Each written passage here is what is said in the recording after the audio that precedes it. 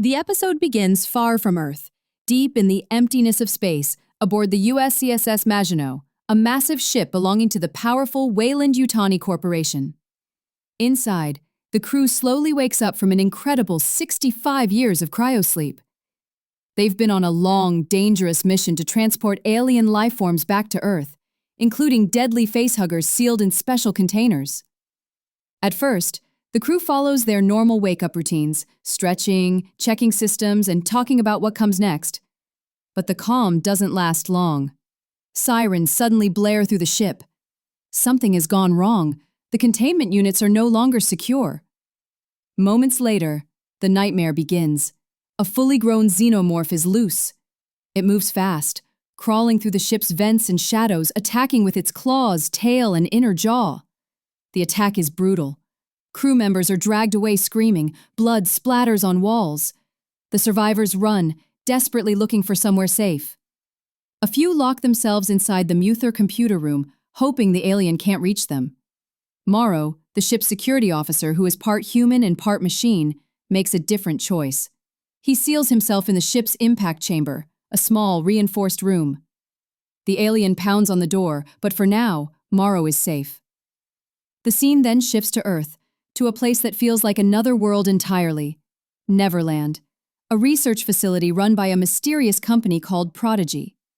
Neverland is located on its own island and has beautiful gardens and high-tech buildings. But its purpose is unusual. It's a place where children who are terminally ill, meaning they are close to dying, have their minds transferred into synthetic bodies. These bodies look like adults, but inside they hold the minds of kids. This technology gives them a new life, free from the limits of their sick human bodies.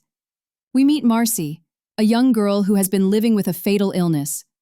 When she wakes up after the transfer, she's shocked to find herself in a tall, strong, adult-sized synthetic body. After a moment of taking it in, she decides she wants a new name to match her new self. She chooses Wendy. She is guided through this new reality by two important figures, Kirsh, a synthetic being who speaks bluntly, and Dame Sylvia, who is more gentle and motherly. Wendy explores the facility, meeting other kids who have gone through the same transformation.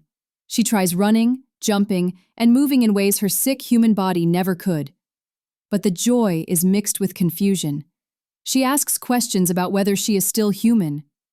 Kirsh says she's not, pointing out that her body is completely artificial. Dame Sylvia disagrees, saying her mind, the part that thinks and feels, is still human, and that's what matters most. This conversation lingers in Wendy's thoughts. Then disaster strikes. On the facility's large screens, breaking news appears. The USCSS Maginot has been damaged in space and crash-landed into Prodigy City in New Siam, Thailand. The crash sends shockwaves through the city. Prodigy's armed security team rushes to the scene, and among them is Hermit, Wendy's older brother. Wendy stares at the footage, worried for his safety. At the crash site, smoke rises from the shattered remains of the ship. Soldiers search for survivors in the wreckage.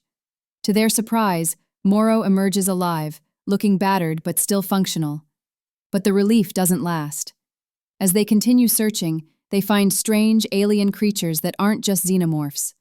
One of them, a long, leech-like creature, suddenly leaps and latches onto a soldier's neck.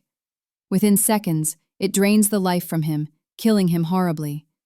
The soldiers realize they are dealing with multiple alien threats, not just the one they expected. Back at Neverland, Wendy watches the coverage, her fear for her brother turning into determination. She storms into the office of Boy Kavalier, Paula Cottage's charismatic but calculating CEO, and begs him to let her and the other synthetic kids, the Lost Boys, join the rescue mission. Kavalier studies her, clearly amused and curious to see what they can do. Surprisingly, he agrees, sending them into the field with Kirsh in charge. Wendy wastes no time preparing. She grabs a paper cutter from the desk, removes the blade, and turns it into a makeshift sword. The episode ends with her standing tall, eyes burning with resolve, ready to walk into a city crawling with alien horrors to find her brother and prove what she's capable of.